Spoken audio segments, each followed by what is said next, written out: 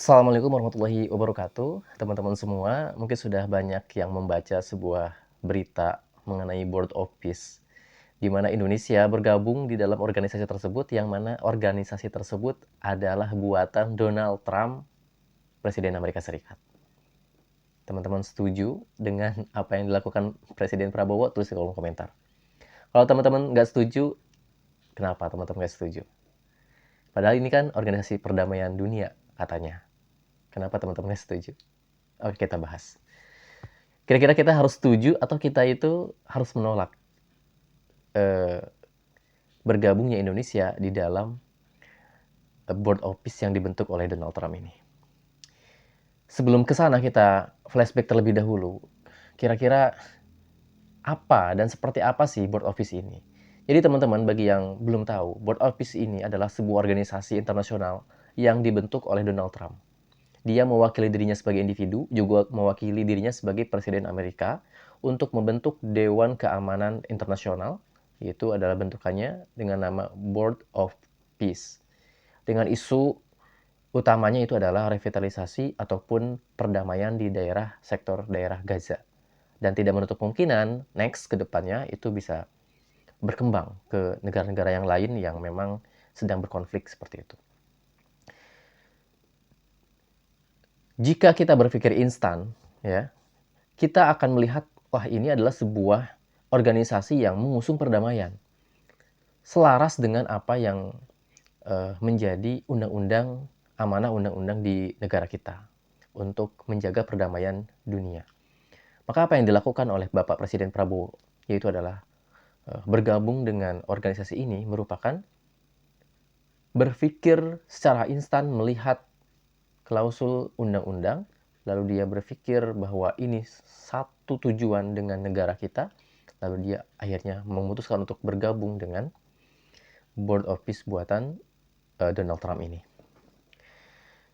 Apakah benar demikian?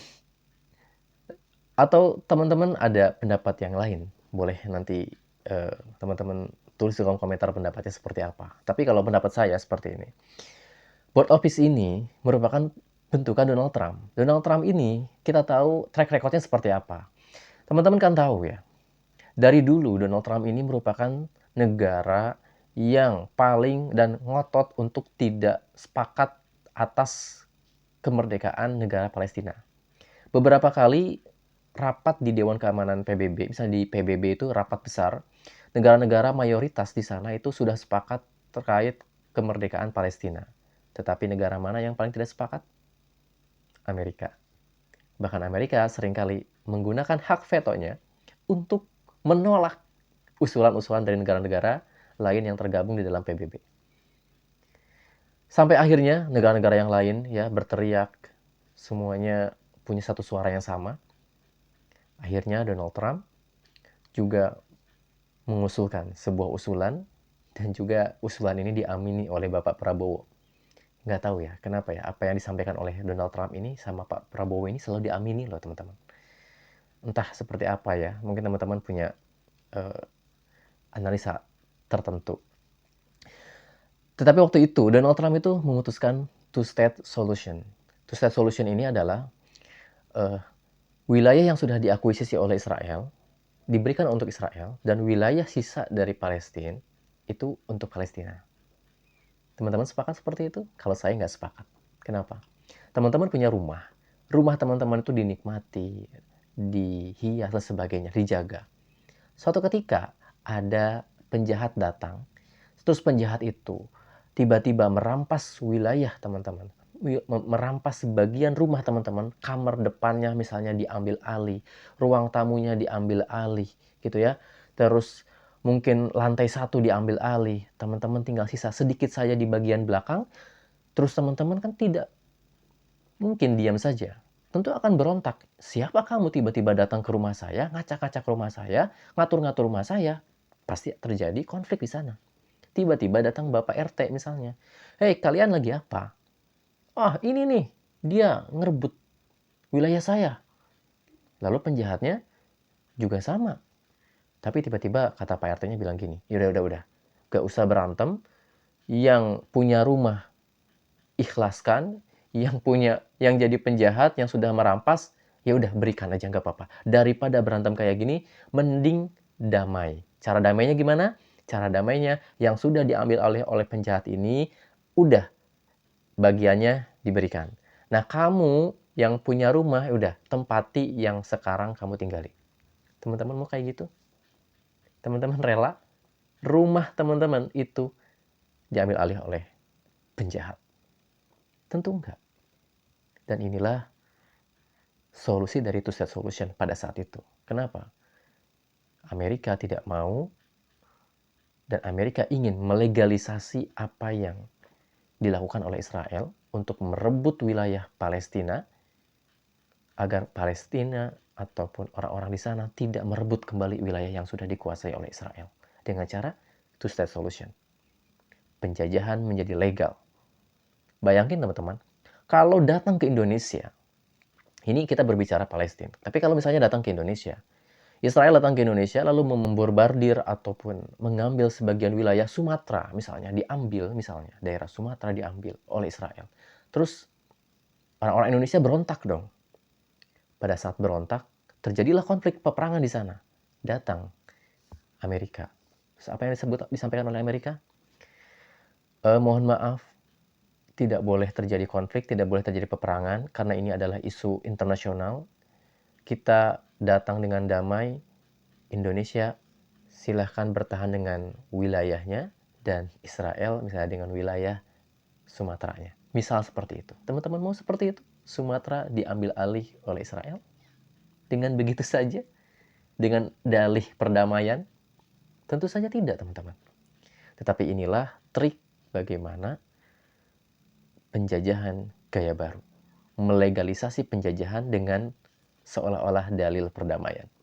Dan itu pun yang terjadi di Board of Peace ini. Apa hubungannya, teman-teman? Ternyata, kalau kita lihat, Dewan anggota kehormatan di Board of Peace ini adalah orang-orang yang pro-Zionis, ya, ada Netanyahu, terus ada menantunya Donald Trump, yang mereka itu pro terhadap Israel, yang pro terhadap Zionis, yang kita tidak tahu nanti ke depan mereka itu akan berbuat apa. Karena ternyata di dalam keanggotaan Board of Peace ini ada keanggotaan khusus, yaitu adalah Donald Trump sebagai leader. Dan leadernya ini, pengaruh leader terhadap negara-negara di bawahnya itu adalah leader ini punya hak sebagaimana hak veto di PBB seperti itu. Yang bisa memutuskan A, B, C, D itu hanya pemimpinnya. Dan pemimpinnya siapa? Donald Trump.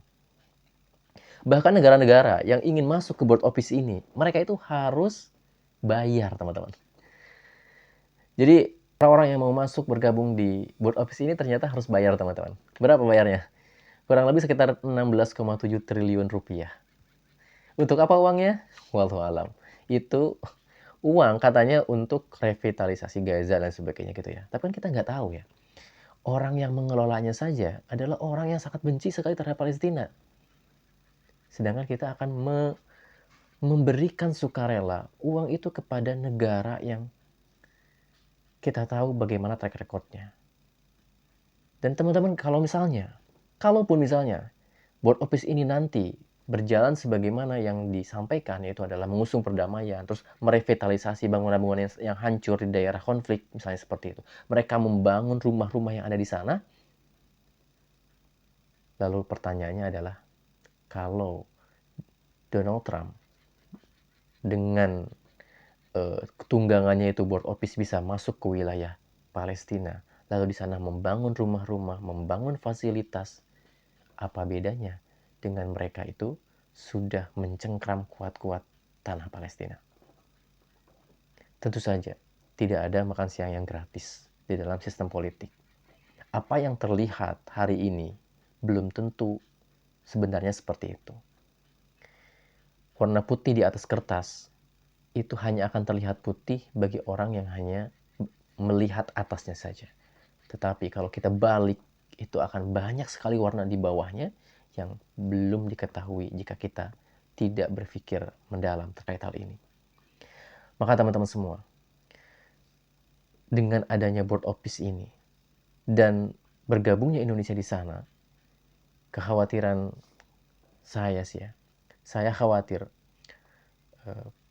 Bapak Presiden kita itu malah dijadikan hanya sebatas apa ya, sebatas pion yang digerakkan agar legalisasi penjajahan di daerah Palestina itu bisa terrealisir.